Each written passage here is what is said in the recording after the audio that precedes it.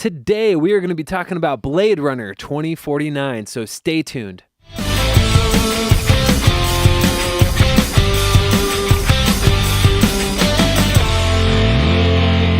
Welcome to The Real Review, sponsored by Parametric and Lazy Ape Studios, where you get some of the latest happenings, real thoughts, and perspectives in the world of film and television. Everybody, I am here with Joel, that Porg Life Cunningham.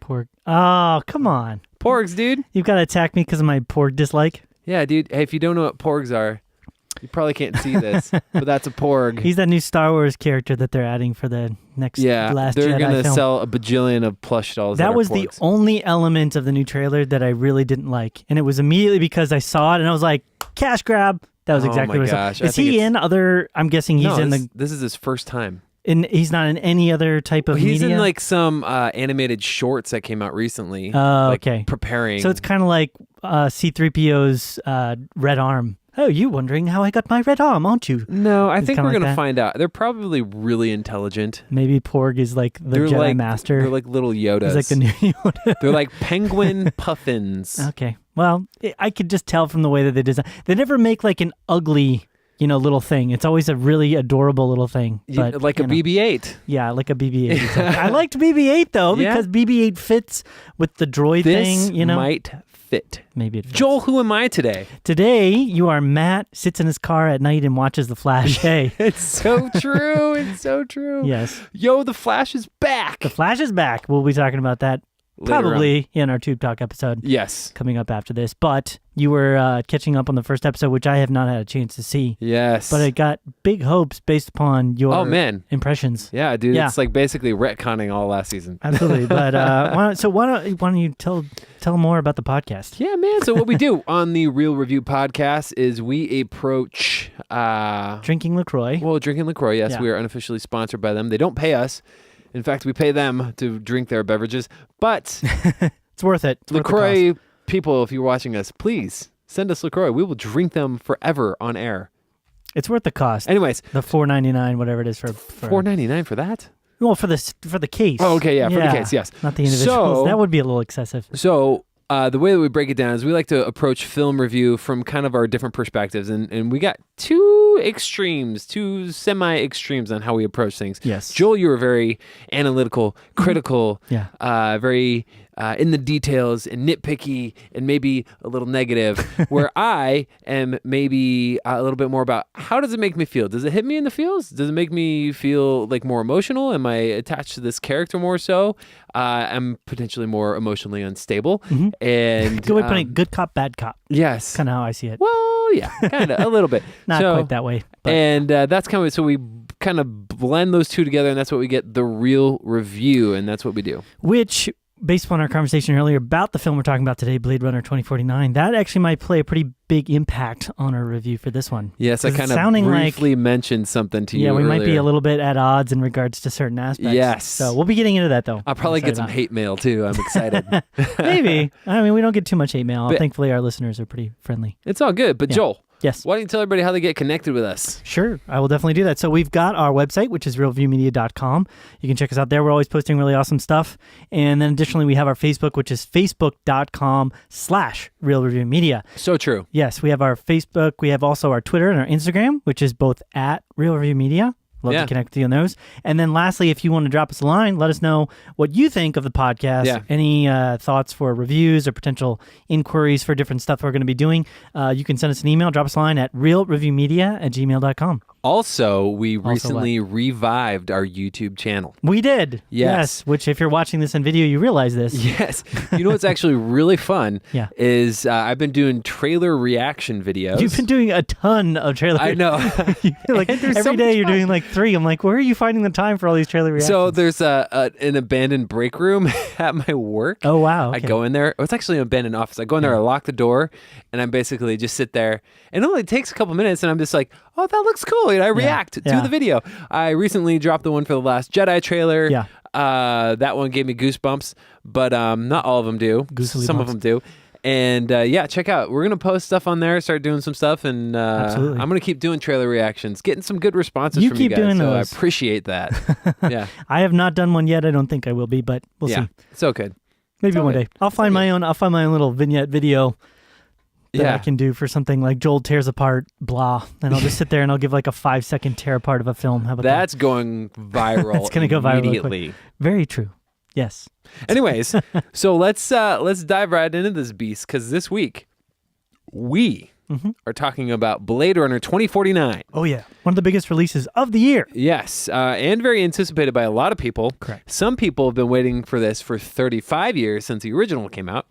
I haven't been alive that long. I was going to say 32 years, but then I didn't see the film until I was probably 17 the first time when I saw it. Yeah, I didn't see the first film until last week. Yeah, but the thing was, the first time I saw the film, this is the kind of film that you definitely felt doesn't warrant a sequel.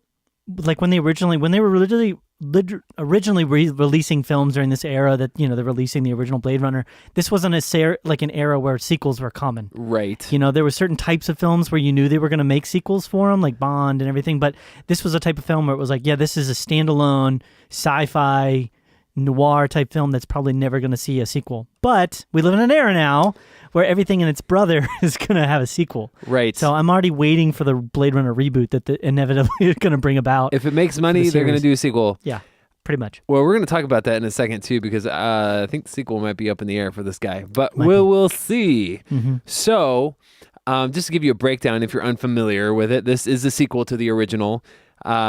So a young Blade Runner's discovery of a long-buried secret leads him to track down former Blade Runner Rick Deckard, who's been missing for 30 years, directed by Denis Villeneuve, written by Hampton Fancher and Michael Green. Actually, one of those guys worked on the original. Yes, Hampton Fincher wrote the original. And this stars... wrote the main script and then had some rewrites. Right, so we got Harrison Ford, obviously, and then we have Ryan Gosling, Dave Bautista, Robin Wright, Mark Arnold, Ana de Armas, who I actually really enjoyed, Vilma, and a number of other people as well. She's not that important. She's just the angry Jared Leto. Yeah, Jared Leto's definitely in there.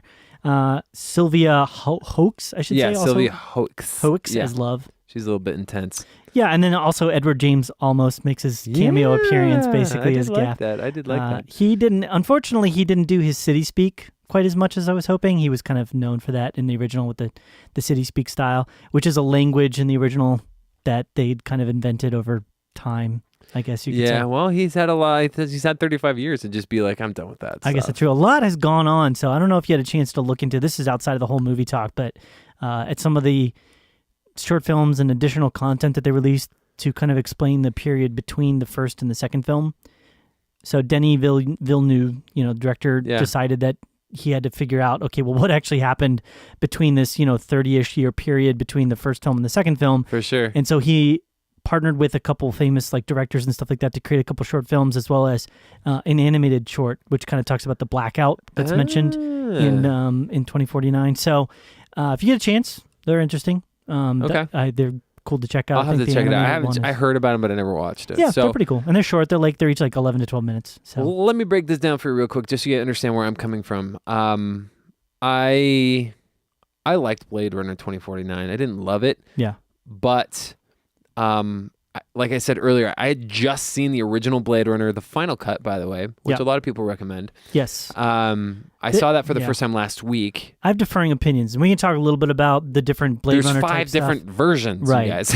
So you have the original theatrical cut, which was released based upon heavy studio, requests. So the voiceover was a big part of it. They wanted there to be more of an explanation for why different things are going on. Right. And then eventually you had all these different recuts that kind of came in, recolorizations and things like that. Right. And the final cut is this version without the voiceover. Ridley Scott, who's the director for the original, also inserted a random clip of a unicorn running. It's not random. It's there to explain something that happened. Right, but the footage is actually left over, I believe, from what I heard from Legend, the movie Legend. It's leftover footage. And so the original intent they also had the film, you can make arguments as to what the original... And I'm starting to wonder with some of this, we're getting way off the track of 2049. We'll eventually get back to it, but I'm starting to wonder if this is one of those cases where it's very similar to what we had with the Star Wars and George Lucas, where you've kind of had a director with a vision that kind of at the original time created it, didn't realize maybe the impact or the grandness of what the impact was going to be. Right. And since then has had this kind of relationship of like, well, this is still mine. Yeah. And kind of over time tried to force little bits of things to go in there. It's kind of feeling like that to me, especially with the way that Ridley Scott has been making a lot of his films recently, which I have not enjoyed a great majority of the more recent films that he's released. But I don't know. I guess that's to be determined still a little bit. This is the final cut, though, thankfully, so it's not like he's going to be final cut, final cut 2, that's not going to happen. So, to give you my thoughts, and here's the thing. Going into watching Blade Runner for the first time. Well, and should we break this down with like spoilery, non-spoilery portions? Or we'll do that. So non-spoilers right now. But the first Blade Runner is beloved by many in the film industry. And so I went in there thinking that this is a masterpiece film. Yeah. All right. I don't know if that ruined kind of my perception of it. Yeah. But I thought it was all right. I think the thing that was masterful about it was the filmmaking aspect of it. The script part of it is, I think, maybe what I had. And as far as the characterizations are concerned, I didn't feel connected to anybody in the original. Yeah. So I didn't feel that emotional pull. This is where our differences will come in, because I didn't feel like, even Harrison Ford's character, Rick Deckard, I was like, this guy's kind of a jerk and kind of like, abrupt and very kind of rough around the edges. I'm kind of like, there's nothing charming about him. Yeah. And I was just like, okay, whatever. I didn't really connect with anybody. Maybe Rachel. But that was really it. Maybe also Rutger Hauer's character a little bit. Yeah. But so I get what you're saying. Yeah. I argue, totally get it. I get there's definitely aspects to the original Blade Runner that are weaknesses. I don't think the film at all is perfect. It has its flaws. Mm-hmm. I think Harrison Ford's acting job was a little kind of off at times. Sure. There's definitely some choices. It definitely reeks of like that late 1970s, early 1980s kind of feel and vibe. But I would say, as far as a stylistic, as far as the thematic elements, the decisions that were made visually with the lighting. Oh yeah, all that stuff. The like complexity of the story. Yeah, it probably is up there. I'd say the only other film that you would say reached the same levels, the same heights of grandness, of impact, would probably be like Stanley Kubrick's 2001: Space Odyssey, which is in and of itself as well a film that is very divisive for some people. Yep. This film, I think, has gotten a lot more critical, like a critical eye as of recent because of 2049. Yep. But I think if you look at it within the context of when it was released and what it did to sci-fi and kind of that whole genre, it really does stand the test of time as being sort of a perennial classic. Yeah. Is what I would say. But there are weaknesses. Absolutely. Yeah. So, I'm not knocking the film at all. I think just for me, I didn't connect with it emotionally, and that's what I need in a movie to really feel, connected to it. Like I said, all the filmmaking aspects, cinematography, the way the camera moved, the way the lighting was, the way the visual effects were in play. Just the grittiness of the actual city, like at ground level. Right. I felt claustrophobic at times. Specifically, there's like a chase scene that Harrison Ford's chasing down one of the replicants. Yeah. And I was just like, it's so congested. Stop. Like, it was like claustrophobic for me. Yeah. But maybe we should get back to 2049. For sure. Yeah. I mean, we can summarize it to say that the original Blade Runner did have an amazing impact, was in a lot of ways a good film, but had limitations. I mean, there's actually you can actually go back and watch it. They used footage clips like during that chase scene, one of the guys dressed up as one of the human replicants they had a female girl dressed up as that replicant to break through like the glass. There's like moments where you can actually see stunt doubles. Right. So there's limitations in the film. It's not a perfect film by any means, but it's got a feel and a tone and a style that has been really had very big impacts. For sure. Yeah, let's get 2049. Yeah, 2049. All of our watchers and listeners are like, yeah, hey guys, I like 2049 better. And I think the biggest strength for me going into this, let's talk about positives up front. Yeah. I connected emotionally with Ryan Gosling's character, Kay. Okay. I was saying K to agree, and I was like, K. Or Joe, whatever. Yeah. So I connected with him pretty early on, and a lot of it had to do with his interaction with Joy as well. Mm-hmm. I liked their chemistry, and I can't really talk about a lot of stuff without it being spoilery. Yeah, but I thought the acting was really good. Again, First of all, we're talking about Denis Villeneuve. This guy has done like little to nothing wrong in his directorial for the most part. styles. I mean, he's coming off of Arrival, which was amazing film. Didn't he do Sicario also? He did Sicario, which that was earlier. I'm just talking about the last film he was on was Arrival, which, a lot of awards. He did Prisoners, which I loved Prisoners. Yeah. He's been doing a lot of good stuff. Then we have Roger Deakins on cinematography. Can't go wrong with. Every single frame of this movie was beautiful. Yeah. Absolutely beautiful. There was some stuff in there I was like, man, how did they do this? And I guess I learned after the fact that a lot of the effects were practical. They had a lot of practical set pieces and stuff like that. And that was really, really cool. I thought the acting was really good. I actually thought Harrison Ford's acting in this was far better than what. Obviously, he's more tenured and he's wiser. He knows that. I thought it was better. Yeah, like it was more, had more depth. Yeah, he got more emotional across. I cared for his character in this movie more than I did in the first movie. I would also say the weight of the entire film wasn't on him. Yeah, it was a lot easier for him to kind of relax into the character without having to go through all these different layers and nuances, because you're encountering him very briefly, and I'm not going to spoil how or when or where, but it's not very significant for the most part as to the impacts that he has to emotionally play on the other characters. Right. He's more of a character to bounce things off of. Yeah. But I do think he did a decent acting job. Yeah. He was more of just his standard Harrison Fordiness. Yeah. Just kind of grumpy old man Harrison Ford, which is fine. Yeah. So I didn't dislike him. There was a shot, and it's not spoiling anything, but you see a dog walking. Yeah. It was entirely CG, but it looked so real and really, really cool. Yeah. I was like, that's awesome. There was just a lot of really, really cool visual things about this I really enjoyed. I connected with Ryan Gosling's character emotionally, even more so, like I said, Harrison Ford. Everybody I thought did a really, really good job. Even Dave Bautista, he's not known for those like kind of drawn, kind of reserved roles a little bit. Yeah. And I enjoyed that part of it. So I think what I got from this film was agreed. The visual style was very good and very awesome. I don't think the visual style in my mind was the same for me. They're going to win a bunch of awards probably for the cinematography for this. We'll see if Roger Deakins finally gets an Academy Award, because he never wins them. But he should. Yeah. But I will say that it didn't quite approach the same style of the original film at all. This film was a lot brighter in a lot of ways. I mean, there is a moodiness and an atmosphere to the environments, don't get me wrong, but I mean, the very first scene of the movie is, Ryan Gosling going out to this farm, basically, that's out in the middle of nowhere, an open environment with sunlight, and they're inside and there's shadows inside, but if you look at the original Blade Runner, and I will say this, I'm going to try to not approach this from the level of like, well, that's Blade Runner, that is so much better. I'm going to try and approach this from, its own standpoint, but I will say this, I really enjoyed the cinematic and visual style, the lighting, the mood, the atmosphere that was set by, the texture of the cinematography, if you will, from the original Blade Runner, and it wasn't present in this film. It was good cinematography. It was very impactful, very mood-inducing, had a very strong tone.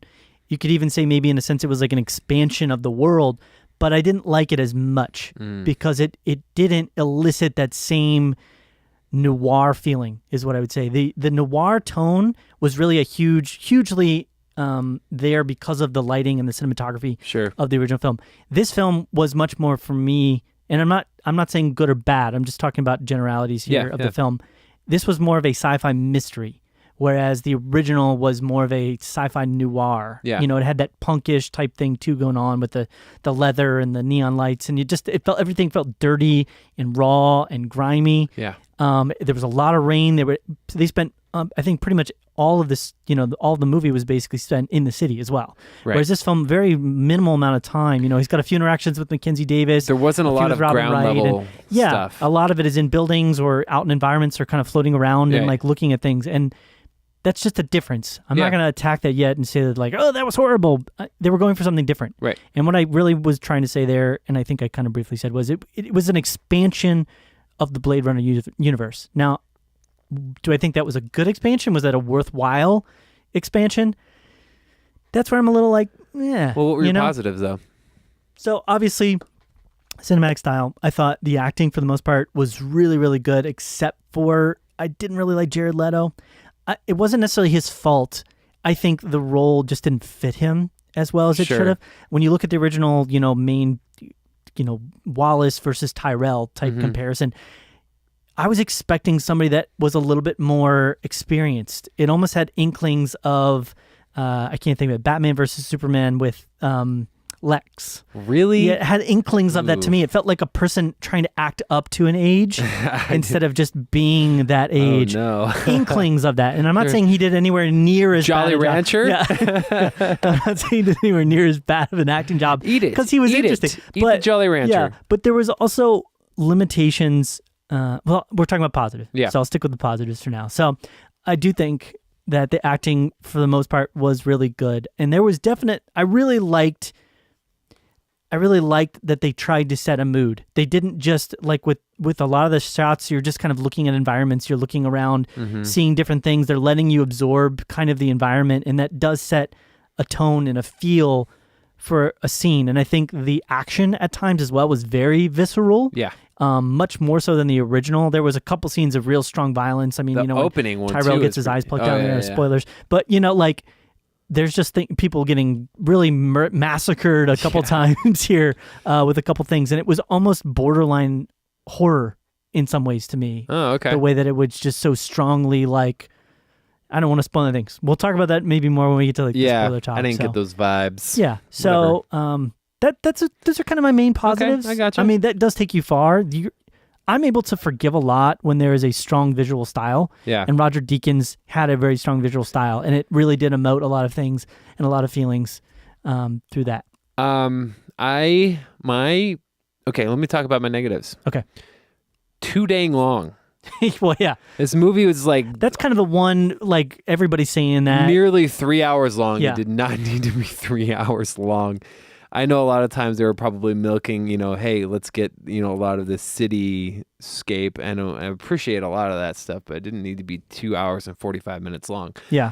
The other thing was, and this is a spoiler, I'll talk about it later, is how Ryan Gosling's character arc took him, which I wasn't necessarily disappointed by, The what direction. happened. Yeah. But it hit me emotionally, and I'll talk about it. It hit me emotionally in a way I didn't want it to, because I felt like I was, on board. So, yeah, I would say length, emotionally, didn't like how I felt at the end. Yeah. I left kind of feeling, just down a little bit. Yeah. Just about stuff. Yeah. And that's okay. It doesn't necessarily mean it makes it a bad movie. Just for me, it didn't make me feel good. Yeah. I would say, let's see here. They kind of set it up for a potential third one. Yeah. With a lot of what Jared Leto's character is talking about. And don't want to spoil that either, but we'll get into that. And I don't know if I really feel like it needed to go there, but I feel like it might. Yeah. So, yeah. That's it, I guess, as far as negatives. Not a ton of really negative things. Yeah. But, yeah. I would agree with length. Overall length was way too long. Yes and no. Yeah. I think what was lacking in the film that could have, and I will say this too, because we're breaking Michael into negatives Bay, now. that's here. what's lacking. Yeah, it's Michael Bay. Yeah, I liked the film, but there was some very strong negatives in this one that I thought were negatives in comparison to Blade Runner. Even though I'm not trying to compare it, I'm just using that as a jumping point. But I felt like thematically there wasn't as much nuance and as much to latch onto. It was much more just about the idea of humans versus replicants and a battle between them. Whereas the first film was much more, and there was elements for sure of this idea of being born versus, having memories implanted. Is there a soul? There was elements of that at play, but there was so much more depth to that with Harrison Ford, where he's not only talking about, what is real, what is human, what is not real, but he's also talking about what is meaning, what is purpose, why do we exist? Does it matter? Do we exist? The whole idea of, it's like it's like tears in the rain is what's the point if you can't even see it? It doesn't even matter. It's not even there. You're not even there. There was thematic elements that really were a driving force behind the story and the tone and the dialogue so often in the original Blade Runner that I really appreciate and I really liked, that I really didn't feel like there was so many times where the dialogue in this film was just so on the nose. Okay. You know, the example of Robin Wright, like, you stopped a war, like, you know what I mean? Like, she was just so like, you know, on the nose. The one thing that I really thought was cool and where it started to kind of get into like that nuance of deeper meaning and purpose was, and I don't think this is too spoilery, but that test that they do to the replicants where they kind of make them it's go called through the, a series of questions, Voight-Kampff or whatever, right? like to find out, you know, are you where you need to be, right, more or less. That's kind of where it got into that depth, and I kind of wish that it had kind of gone deeper with that. And I think another reason, and we've talked about this, is the idea that, you know, and this isn't, I don't believe this is a spoil, but Ryan Gosling is a replicant. You know, right? The fact that he's a replicant, it makes it harder. I will say, and this is a personal issue that I have. It's harder for me to connect in with a character that I know is a robot because I feel like they're not real. And maybe that's just a personal issue. But I think as well, there was a lot of strange flatness to a lot of the acting, a lot of the characters at times where it was like, he's like, I never smile. I'm just always like, you know, and he even says that at one point, like, I never smile. But it's like, there's no reason that the other characters and the other replicants can't have an emotion. The thing that happened in the original Blade Runner, which was so awesome, was that they had emotion, but they just had weird emotion. They had like these heights of rage, or like, it was like they were unable to control it. There was like this insanity that was kind of built in because they were like these imperfect creatures. And I kind of like that. And it was also maybe partially because of, you know, they're living in this environment where it's so claustrophobic and everybody is, you know, forced to be mangled, and the value of life has dropped so far. And it's been 35 years though, too. The replicant technology is better. I know, but it makes for boringness. And I would say the last thing that was kind of, besides Jared Leto, who I didn't necessarily think was the greatest in there, I didn't really get what his motive was. He was like creating these things because he wanted to create a bazillion more of them, but was it just to make more money? Was it just to be like this god guy? Was it, what exactly was he trying? It just wasn't clear enough to me. I have a theory. We can talk about it. We can talk about it. And he kind of mentions it and he talks a little bit, but he goes in this whole metaphor of like angels and gods, and it's almost like he's trying to play God, but then it all boils down to basically the idea that he just wants to create a bunch of replicants so that he can set up this mining universe. You know what I mean? So I'm spoiling. I apologize distinctly that I'm spoiling probably a bit, but it just kind of gave this general sense of just kind of like, everything was, it wasn't like as interesting. It wasn't as fun. I think if the theme aspects had been there stronger, it would have made those moments where you're just kind of, because the thing that those shots of just the city environment in the original Blade Runner did so well is that it got you into that sense of just like your smallness. You know, what is the purpose of it? What is, you know, congestion and being part of that milieu? So I really felt like that was kind of lost. Okay, I gotcha. In a lot of those scenes. So, but well, you kind of felt different about some of these things. Yeah. So yeah, I gotcha. And I didn't always like, this is a minor gripe, but I didn't always like the direction that they took with some of like the horrific elements. There was a lot more nudity. There was a lot more horror. A lot more people dying very gruesomely. And it just felt like, there was people that died some pretty grisly deaths in the original, but consistently in this one, it was like, if they're going to go out, they're going to go out in a really grisly, really dark way. So, So, no, I gotcha. So, do you want to give rating? Yeah, you give your rating, bro. So, my rating for this is 82. Really? It's a B minus, yeah. Oh, okay. I kind of thought you'd be lower than that. Yeah. Interesting. Well, like I said, I overall like enjoyed the film. Yeah. I think because of one, namely, I'm a big fan of sci-fi. I'm not gonna lie about that. There was some theme elements there that were cool. There was very awesome visual style. Yeah. And that saved a lot. Roger Deakins saved a lot from this film for me. I'm at 87. Okay. Yeah. So kind of that B plus area. So maybe not as divergent. Yeah. As we thought. But we can always we'll always have the Book of Henry.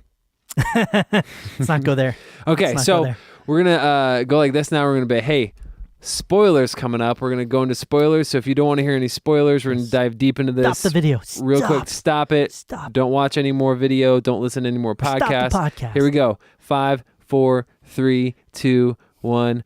Ryan Gosling dies. He does die. Or he's taking the best nap ever. Yes. He's having a coma. He's having a wonderful coma-ish nap on the steps outside of the Dream Center. I was bummed out about Center, that. The Memory Center, I should say. So let me just say this. Yeah. Because I was fine with him dying. You couldn't... I know you said you couldn't connect with Ryan Gosling's character, but I did because I felt like he was like trying to be human. Like he was like, I felt like he was having these feelings and emotions. I felt that with his connection with Joy.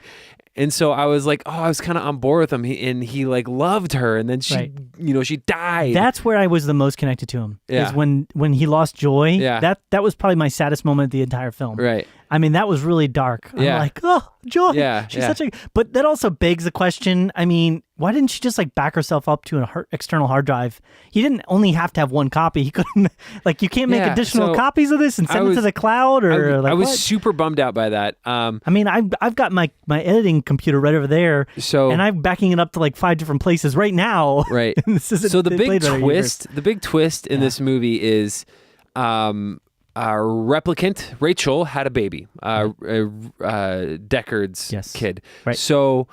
The thing with that is the whole time, and I knew this wasn't the case because they were telegraphing it. The whole beginning of the movie was. It's kind of like a tension of will they, won't they, or like, he, isn't he? They were telegraphing the fact that Ryan Gosling, was going to be the kid of Deckard and Rachel from the first Blade Runner, and that whole time I'm like, It's too obvious. I was like, they're making this really obvious. This can't be the right answer. Yeah. So the whole thing was Ryan Gosling's finding his purpose. Like I felt like, and when somebody finds their purpose in something, especially in a show or in a movie, it makes me happy. Yeah. And so he's like finding this purpose, and then all of the air gets sucked out of it. The big twist is he's not the kid.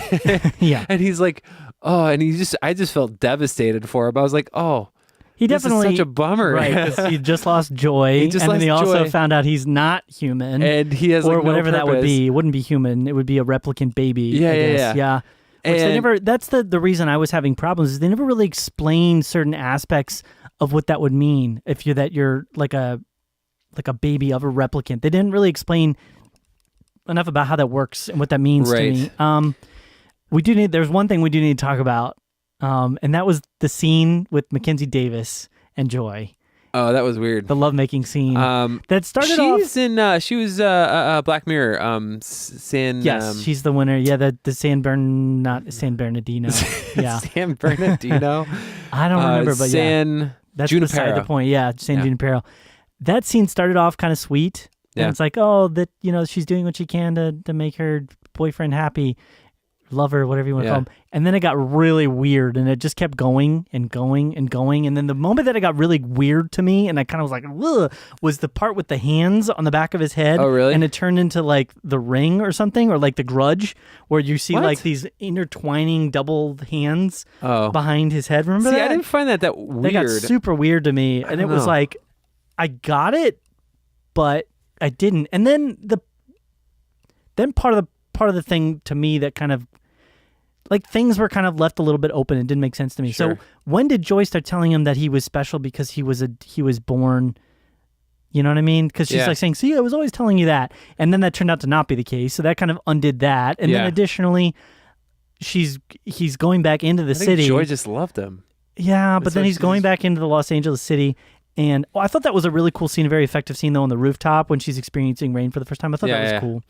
I was trying to figure out at first, is she becoming real? What is happening? This is where the whole characterizations and stuff and the relationship started to not make sense to me. Then she's like interacting with him when he's like walking into this Los Angeles, and she's the giant naked version of herself, which was, again, they had way too much nudity. I didn't need anywhere near as much nudity. The whole scene with like the birthing thing with Jared Leto was weird. That reminded me of the Matrix. And she calls him Joe. And so I'm like, so was all of this basically just programming? Like all of her love and her artificial stuff? So then it immediately cut out the whole depth of that relationship that she had once had. Right. Which it just kind of undid it. And then I thought as well, the final battle that he had with Love, who I thought out of all the I mean, she did some pretty gnarly stuff in that.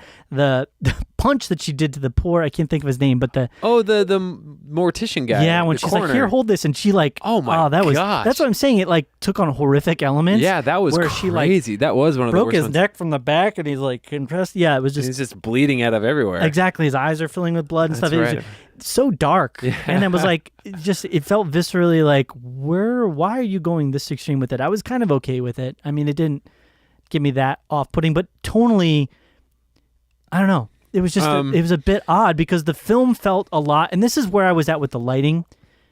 The film felt a lot brighter. It felt a lot more open and full. And the original film, because it is so claustrophobic and it's so dark and shadowy, and there's lots of like rays of light shooting through things, it felt claustrophobic. It felt so it made sense when these dark, bad things were happening. But when you're in this environment where it's like, hey, we're just walking through the desert and stuff like that, which the Las Vegas stuff is kind of cool. And I thought the whole interaction he had with Harrison Ford was great when he finally first meets him and they just get in that fight. I thought that fight was really fun, and the fact that he just kept punching him and he's like, okay, you want to get a drink? Okay, let's get a drink. I thought that was really cool too. But yeah, I don't know. There was just elements to that really made the tone feel, because of that cinematography, not feel quite as interesting to me. Right. And I think the reason why it felt brighter is it felt because more modern. Whereas the first one revolutionized. It's modern, though. I mean, it's 35 years later. But the first film revolutionized what that look was and that feel was. We have a lot less neon in our day now than there was 35 years ago. I know, but it's a different universe. Okay, whatever. But yeah. I'm not angry at you, Matt. The Las Vegas stuff was cool. I did really enjoy that. I forgot about that. All that stuff was. I wasn't cool. sure where they were, and then all of a sudden I saw the two like naked girls like leaning against. I was like, okay, Las Vegas. Like, well, I thought they passed the Luxor hotel that like pyramid. Yeah, somebody pointed that out too, and I didn't actually see that. I thought that I was like, oh, that's the Luxor. Is this kind of like upgraded or something? Yeah. Anyways. And Lenny James made a cool cameo. I was like, oh, it's like a Walking Dead, outside of Walking Dead. Oh, that's right. He was a really dark kind of. He was kind of like when he was doing the Clear stuff, like kind of crazy a little bit, but he was also like running like a child labor camp or something. Right, and that really went nowhere. I was kind of hoping that he would get killed or something like that, but that's kind of an element that, like you said, they might be expanding, because they definitely are expanding the world. They're going to Las Vegas, they're going there, they're going out to the ocean, they're going to all these different buildings and stuff. So they definitely, whereas the first film took place in like maybe like 5 different environments. So the last thing I was thinking about was they're setting this up. First of all, this movie did terribly and underwhelmed at the box office. We can talk about that a little. And I felt like they were setting up, especially what Jared Leto was doing, and this is what my take was on what he was doing, is he was trying to create a replicant army to eventually just take over, and there to be only replicants and, primarily basically take over and get rid of people. Possibly. That was kind of my thought. And so possibly. And then you I'm not met disagreeing with you. The people that met with Kay or Ryan Gosling, that lady who's saying, oh, you're not the son of Rick Deckard, you're not as a girl. That made it seem like too, we're getting together our replicants, people for like an uprising. And that's kind of where I felt like maybe they were going to try and push it into like another thing. And I'm glad they didn't overemphasize that, because this movie didn't need to be setting up a franchise, Yeah. But I felt like it could go there. Yeah. And so I was kind of torn on that. I was like, I don't know. I didn't need that much depth to his character unless I understood why it was there. Why, and maybe that's part of maybe there's like an extended universe thing. I didn't get like what his motivation really was. If that's what it was, if he's trying to set up a universe, like an army to take over the universe with, why? Like, he's got everything. Reasons, bro. Right. Like, has he got a god complex? I mean, I need some sort of breakdown. I need like Robin Wright, who I felt was way underutilized in the script. I will say that as well. Yeah. She literally was so one tone. She was basically like, we need to stop this. We need to find this child and kill it because reasons, and don't get out of line. You know what I mean? Like, she could have been that voice of like reason, that bringing of, Ryan Gosling's character off the ledge, of like that she pushes him in the right direction at the right time. But instead she just came across as like the aggressive manager boss person. Right. And then died. Yeah. So, and she got it pretty grisly too. Yeah, not anywhere near as bad as the poor, guy that it's because love was involved with that one. But overall I liked everything. I thought, I really liked Mackenzie Davis in this too. I'm a big fan of hers. Yeah, I like to see her in different stuff. Although the whole connection point that she had to that like underground resistance thing was a bit strange to me. And again, it was all just kind of like, all right, well, I don't really get the point, but okay. So, well, hey, any other thoughts though on this? No, I think that's it. I mean, there's a lot more I could say, but I don't want to go too far over. We've been talking for a while now. So you got a good history of Blade Runners, everybody. Yeah. So, just to kind of recap, so that'll bring us to our end of our Blade Runner 2049 review. But to recap, make sure you visit us, check us out on all of our sessions, places, social media, facebook.com/realreviewmedia, Twitter and Instagram @realreviewmedia, youtube.com/therealreview, realreviewmedia @gmail.com. Reach out to us, send us an email, go to our website, and all that stuff is there. It's actually connected, updated at our website at realreviewmedia.com. Yes, sir. So check it out. And anything else, Joel? I think I'm good. Hey, well, I'm good too. And you keep it classy and keep it real. It's been real. It's been real.